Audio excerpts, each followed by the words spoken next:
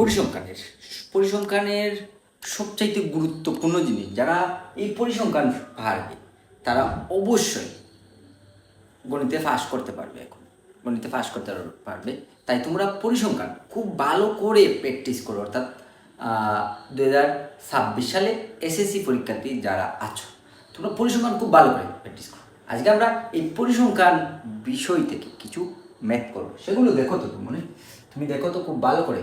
শ্রেণীব্যক্তি এবং গণসংখ্যা দেওয়া আছে। 1 নাম্বার, সারণী থেকে সংক্ষিপ্ত পদ্ধতিতে গড় নির্ণয় করো। এটি একটি টাইপ, 1 নাম্বার টাইপ, এটি 1 নাম্বার টাইপ, 1 নাম্বার টাইপ এটি। তারপর 2 নাম্বার, সারণী থেকে মধ্যক নির্ণয় করো, সারণী থেকে মধ্যক নির্ণয় করো। তারপরে সারণী থেকে প্রচুরক নির্ণয় করো। 1 নাম্বার টাইপটি হলো সারণী থেকে সংক্ষিপ্ত পদ্ধতি করো। সংক্ষিপ্ত পদ্ধতি গড় নির্ণয় করতে হবে। প্রথমে আমরা আমাদের যে কাজগুলো করতে হবে সেগুলো আমরা প্রত্যেক ধাপে ধাপে করবো।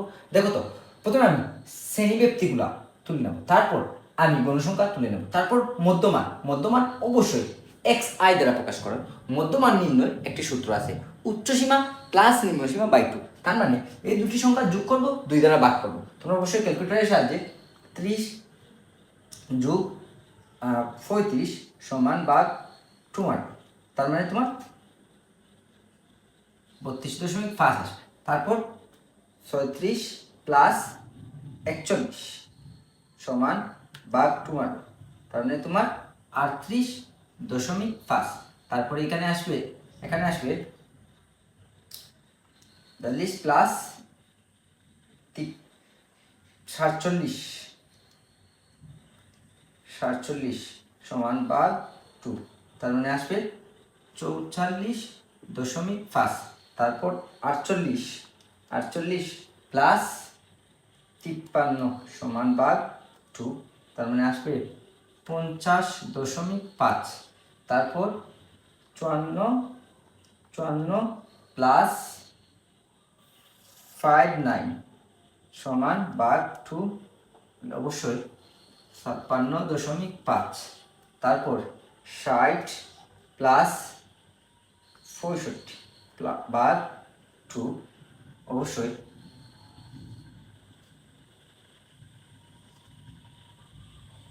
65.5।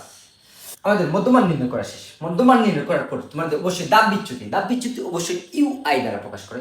ইউআই বের করতে হলে প্রথমে তোমাদের যে কাজটি করতে হবে, অনেক সময় এই গণসংখ্যার সর্বোচ্চ সংখ্যা আমরা শূন্য ধরি, এটা আমরা শূন্য ধরবো। বা 1 2 3, দেখো তো 1 2 3, দেখো তো এই দুটি সারি শ্রেণীব্যক্তি মধ্যকারী করে। এই দুটির মধ্যে যে কোনো সংখ্যাটি বড় হবে সেখানে আমরা শূন্য বসাবো। তার মানে এখানে শূন্য বসাবো। তারপর এদিকে -1 -2 -3, তারপর +1 +2। তারপর আমরা অর্থাৎ গণসংখ্যা গুণ দাব বিচ্যুতি, অর্থাৎ fi গুণ xi। তার মানে এটার সাথে আমরা এটা গুণ করব। প্লাসে মাইনাসে মাইনাস 3 3 9, তারপর প্লাসে মাইনাসে মাইনাস 10 2 20, তারপর প্লাসে মাইনাসে মাইনাস 18 একে 18, 25 0 0, তারপর 8 একে 8, তারপর 6 2 12। তারপর আমরা এগুলো যোগ বিয়োগ করব। এগুলো আমরা যোগ বিয়োগ করলে অবশ্যই উত্তর চলে আসবে। প্রথমে তোমরা যদি এগুলো যোগ করো, তো দেখো তো তোমরা 9 প্লাস 20 প্লাস 18, তার মানে তোমার 47 চলে আসে, -47 অবশ্যই। তারপর তুমি শূন্যের নিচেগুলো যোগ করবে, অর্থাৎ 8 আর 12 যোগ করলে অবশ্যই 20 চলে আসে। তারপরে এটি থেকে তুমি এটি বিয়োগ করবে। যদি 47 থেকে তুমি 47 থেকে মাইনাস 20 করো, তার মানে 27 চলে আসে। দেখো তো এই চিহ্নে মাইনাস চিহ্নটি, সংখ্যাটি হলো মাইনাস চিহ্নটি বড়, তার মানে এখানে মাইনাস হবে, অর্থাৎ সামেশন fi xi সমান -27 হবে, -27 হবে। অবশ্যই এখানে আনুমানিক গড় বলা হয় a দ্বারা প্রকাশ করা হয়, এটি হবে a। এখন তোমরা অবশ্যই সংক্ষিপ্ত পদ্ধতি গড় নির্ণয় সূত্র অনেকেই জানো। সংক্ষিপ্ত পদ্ধতি গড় নির্ণয় সূত্রটি হলো গড় x complement equal to a plus summation fi xi ui by n into h। দেখো তো এটি কি? এটি হলো আনুমানিক গড়, অর্থাৎ 50.5 এর মান হবে 50.5 প্লাস সামেশন এফআই ইউ এর মান অবশ্যই মাইনাস 27, তারপর এন এর মান অবশ্যই 70 ইন্টু এইচ এর মান দেখো তো তোমরা শ্রেণী ব্যক্তি বা শ্রেণী ব্যবধান এর মান হবে 6, এর মান হবে কি 6। এখন তুমি 50.5 তারপর প্লাস এ মাইনাস হবে 27 এর সাথে অবশ্যই 6 গুণ করবে, 6 গুণ 27 করলে অবশ্যই মান আছে 6 গুণ 27, তার মানে তোমার আছে 162/70 বা 50.5 মাইনাস এটি থেকে এটি ভাগ করবে, অর্থাৎ ভাগ 70, তার মানে 2.31। তারপর তুমি 50.5 থেকে 2.31 বিয়োগ করবে, বিয়োগ 50.5, উত্তর চলে আসছে 48.18। এটি হলো তোমার সংক্ষিপ্ত পদ্ধতিতে গড় নির্ণয়ের নির্ণয়ের উত্তর। এখন এই প্রশ্ন যদি তোমাদের বিজুর এই সারণীটা যদি বিজুর হতো 1 2 3 4 5 6, তাহলে তুমি এই জায়গাতে কোন স্থানে অর্থাৎ দাব বিচ্যুতি কোন স্থানে তুমি শূন্য দিতে, অবশ্যই তুমি এখানে 1 2 3 4 5 6 যদি তুমি এখান থেকে একটি সারি কমিয়ে নাও তার মানে 1 2 তারপর 1 2 মধ্যখানে যে সারিটি থাকবে সেটি দাব বিচ্যুতি শূন্য হবে। তারপর তুমি এই টাইপ অনুসারে তখন তোমার অঙ্কটি অবশ্যই মিলে যাবে এবং খুব গুরুত্ব সহকারে তুমি দেখবে এই উত্তরটি অবশ্যই তোমার এই মানের ভিতরে থাকতে হবে। যদি এই মানের ভিতরে তোমার উত্তরটি থাকে তার মানে তোমার সংক্ষিপ্ত পদ্ধতি গড় অঙ্ক সম্পূর্ণরূপে হয়েছে। দেখো তো সারণী থেকে মধ্যক নির্ণয়, এই সারণী থেকে তোমরা মধ্যক নির্ণয় করবে। সারণী থেকে মধ্যক নির্ণয় করতে হলে তোমাদের দেখো তো শ্রেণীব্যক্তি তারপর গণসংখ্যা, শ্রেণীব্যক্তি এবং তারপর গণসংখ্যা, তারপর অবশ্যই মধ্যক নির্ণয় করতে তোমাদের ক্রমোদিত গণসংখ্যা সারণী লাগে। ক্রমোদিত গণসংখ্যা সারণী করতে হলে প্রথমে দেখো তো 3, তার মানে এখানে 3 বসাবো, তারপর 3 এর সাথে 10 আমরা যোগ করবো, তার মানে 13 আসবে, 13 এর সাথে আমরা 18 যোগ করবো, তার মানে 31 চলে আসবে, 31 এর সাথে আমরা 25 যোগ করবো, 31 প্লাস 25, তার মানে আমাদের 56 চলে আসে। তারপর 56 এর সাথে আমরা 8 যোগ করবো, যোগ 8 করলে অবশ্যই 64 চলে আসে। 64 এর সাথে আমরা 6 যোগ করবো, 6 যোগ করলে 70 চলে আসে। তার মানে দেখো তো ক্রমোদিত সারণী অনেক নাম্বার প্রশ্নে চলে আসে ক্রমোদিত গণসংখ্যা সারণী তৈরি করবো, এটি হলো ক্রমোদিত গণসংখ্যা সারণী। তারপর আমাদের কি করতে হবে, তারপর আমরা মধ্যক নির্ণয় করতে হবে। মধ্যক নির্ণয় করার জন্য আমাদের সাধারণ একটি সূত্র আছে, সূত্রটি হলো n/2। এখানে n/2, n এর মান অবশ্যই 70কে যদি তুমি 2 দ্বারা ভাগ করো তার মানে 35।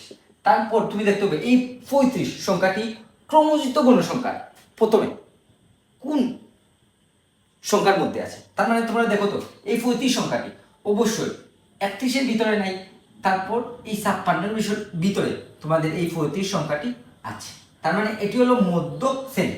তার মানে তুমি লিখতে পারো অতএব মধ্যক হলো 35তম পদ। তারপর 35তম পদের অবস্থান, 35তম পদের অবস্থান হবে, দেখো তো এই 25তম পদটির অবস্থান হবে 48 থেকে 53 এর মধ্যে। এই প্রশ্ন থেকে আরো একটি ক নাম্বার প্রশ্ন আসতে পারে, মধ্যক শ্রেণীর মধ্যমান নির্ণয়। মধ্যক শ্রেণীর মধ্যমান নির্ণয় করতে হলে এটি হবে তোমাদের মধ্যক শ্রেণী, আর মধ্যক শ্রেণীর মধ্যমান নির্ণয় করতে হলে এই দুটি সংখ্যা যোগ করে 2 দ্বারা ভাগ করবে, তারপর হয়ে যাবে মধ্যক শ্রেণীর মধ্যমান নির্ণয়। এটিও ক নাম্বার একটি প্রশ্ন আছে। তারপর তুমি যে কাজটি করবে দেখবে সুতরাং এল কি, এল হলো শ্রেণীব্যক্তির নিম্ন সীমা হলো 48। তারপর এফসি হলো মধ্যক শ্রেণীর ক্রমোদিত গণসংখ্যার পূর্ববর্তী শ্রেণী। এফসি হলো মধ্যক শ্রেণীর ক্রমোদিত গণসংখ্যার পূর্ববর্তী শ্রেণী। মধ্যক শ্রেণীর পূর্ববর্তী গণসংখ্যা হলো 31। তারপর হলো এফ এম। এফ এম হলো অবশ্যই মধ্যক শ্রেণীর গণসংখ্যা, মধ্যক শ্রেণীর গণসংখ্যা হলো 25। তারপর হলো এইচ। এইচ হলো শ্রেণী ব্যক্তি বা ব্যবধান, শ্রেণী ব্যক্তি বা ব্যবধান হলো 6। তারপর তোমরা অবশ্যই মধ্যকের সূত্র লিখবে। মধ্যকের সূত্র হলো L plus n/2 minus FC into h/fm, এটি মধ্যকের সূত্র। আর তোমরা এখান থেকে আরেকটি প্রশ্ন আসতে পারে, মধ্যক নির্ণয় সূত্রটি লিখো চলকের পরিচয় সহ। দেখো তো তোমরা এখানে চলকের পরিচয় দিয়েছি আমি। দেখো তো এর হলো যে শ্রেণীতে মধ্যক অবস্থিত সেই শ্রেণী ব্যক্তির নিম্ন সীমা। তারপর এফসি হলো যে শ্রেণীতে মধ্যক অবস্থিত সেই শ্রেণীর ক্রমযুক্ত গণসংখ্যার পূর্ববর্তী শ্রেণী, তার মানে উপরেরটা। তারপরে এফ এম হলো মধ্যক শ্রেণীর গণসংখ্যা। তারপর হলো এই চলো শ্রেণী ব্যক্তি বা ব্যবধান। এখন তোমরা অবশ্যই এল এর মান হলো 48 প্লাস n/2 এর মান, n/2 এর মান হলো 35 মাইনাস এফসি এর মান হলো 31 ইন্টু এইচ এর মান হলো 6, এফএম এর মান হলো 25। তারপর 48 প্লাস তোমরা অবশ্যই 35 থেকে 31 বাদ দিলে 4 পড়ে থাকে, 35 মাইনাস 31, তার মানে 4 পড়ে থাকে 4 ইন্টু 6/25। তারপর 48 প্লাস তার মানে 4 4 24, 24/25। তারপর 48, তারপর তুমি 24 থেকে ভাগ দিবে 25, তার মানে আসে 0.96। তারপর তুমি অবশ্যই যোগ করবে 48 যোগ করবে, উত্তর চলে আসে 48.96। এটি হবে তোমার মধ্যক, অর্থাৎ মধ্যকটি হবে 48.96। এটি হবে মধ্যকের উত্তর, এটি হবে দ্বিতীয় টাইপের উত্তর। মধ্যক নির্ণয়, এই নিয়মে মধ্যক নির্ণয় যে কোনো সারণী থেকে মধ্যক নির্ণয় তুমি করতে পারো। এই 3 নম্বর টাইপটি তোমরা সারণী থেকে প্রচুরক নির্ণয় কিভাবে করা হয় এটি তোমরা খুব ভালো করে খেয়াল রাখবে। সারণী থেকে প্রচুরক কিভাবে নির্ণয় করা হয়, দেখো তো সারণী থেকে প্রচুরক নির্ণয় আগে তোমরা জানতে হবে যে প্রচুরক কাকে বলে। যে সংখ্যা সর্বাধিক বার থাকে তাকে প্রচুরক বলে, অর্থাৎ যে সংখ্যা সবচেয়ে বেশি বার থাকে তাকে প্রচুরক বলে থাকে। এখন তোমরা অবশ্যই গণসংখ্যার ক্ষেত্রে, অর্থাৎ যে সংখ্যা সর্বাধিক বার থাকে তাকে প্রচুরক বলে, কিন্তু সারণীর ক্ষেত্রে যে গণসংখ্যা সবচেয়ে বেশি বার থাকে সেটিকে প্রচুরক বলে। এখন দেখো তো তোমরা এই সারণীতে প্রচুরক হলো 25, সর্বোচ্চ গণসংখ্যা অর্থাৎ আছে কত 25, তার মানে এখানে প্রচুরক হবে 25। এখন এখানে দেখো তো তোমরা লিখবে এখানে এল কি এল হলো যে শ্রেণীতে প্রচুরক শ্রেণী অবস্থিত, অর্থাৎ প্রচুরক অবস্থিত সেই শ্রেণী ব্যক্তির নিম্ন সীমা হলো এল, তার মানে এখানে এল হলো 48।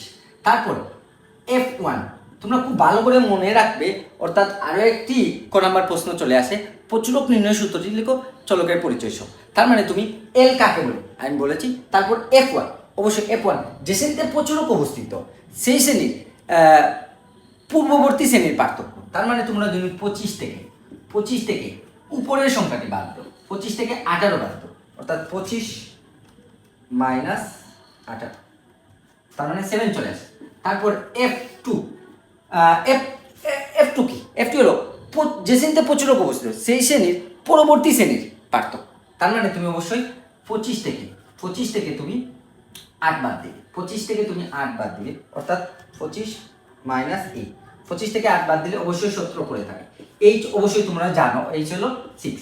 তারপর তুমি প্রচুরকের সূত্রটি লিখবে। প্রচুরকের সূত্র কি L plus F1/F1 plus F2 into H, এটি হলো প্রচুরক এর সূত্র। তারপর তুমি L এর মান লিখবে 48 প্লাস F1 এর মান লিখবে 7, F1 এর মান 7, F2 এর মান 17, তারপর H এর মান 6। তারপর 48 প্লাস তুমি 6 এর সাথে 7 গুণ করবে, তার মানে 6 7 42 বাই 7 এর সাথে যোগ করবে 17, তার মানে তোমার চলে আসে 24। তারপর 48 প্লাস তুমি 42 দ্বারা, অর্থাৎ 42 দ্বারা ভাগ দিবে 24 কে ভাগ দিবে, তার মানে চলে আসে 1.75। তারপরে যোগ করবে 48, অর্থাৎ 49.75, অর্থাৎ তোমার প্রচুরকের উত্তরটি চলে আসছে 49.75। 7 এটি হলো প্রচুরক নির্ণয়, এটি হলো প্রচুরক নির্ণয়। দেখো তো তুমি প্রত্যেক অর্থাৎ পরিসংখ্যানের প্রত্যেকটি উত্তর তোমার সঠিক হয়েছে কিনা এটি বোঝা যায়। দেখো তো তুমি এটি প্রচুরক শ্রেণী না, এটি প্রচুরক শ্রেণীর ভিতরে চলে আসছে। তারপরে মধ্যকের তুমি উত্তরটি দেখতে পারো, অর্থাৎ যে শ্রেণীতে মধ্যক ধরেছ সেই শ্রেণীর ভিতরে কিন্তু তোমার উত্তর থাকে। তারপরে গড়ের উত্তরটিও তুমি দেখতে পাবে। তোমার 100% অঙ্ক প্রচুরক অর্থাৎ পরিসংখ্যানটি হয়েছে কিনা, পরিসংখ্যানের যে কোনো ক খ গ হয়েছে কিনা তুমি এটি বলে দিতে পারবে তোমার উত্তর 100% হয়েছে কিনা। তুমি এটি খুব ভালো করে মনে রাখবে। তাই এই 3টা টাইপ যদি তুমি ভালো করে করো তাহলে তুমি পরিসংখ্যানে অর্থাৎ 2টি সৃজনশীল তুমি ভালো করে লিখতে পারো, অর্থাৎ 20-এ 20 পেয়ে যাবে, 20-এ 20 পেয়ে যাবে। তুমি এগুলো এই 3টি টাইপ ভালো করে প্র্যাকটিস করবে, তখন তোমার রেজাল্ট অনেক অনেক অনেক ভালো হবে। তারপর আমি আরও 3টি টাইপ নিয়ে আসবো, অর্থাৎ মধ্যক অর্থাৎ সারণ থেকে আয়তলেখা অঙ্কন, তারপর অজীব রেখা অঙ্কন, তারপর বহুভুজ অঙ্কন। এই 3টি টাইপ আমি পরবর্তী ক্লাসে নিয়ে আসবো। তোমরা এই 3টি টাইপ ভালো করে প্র্যাকটিস করবে।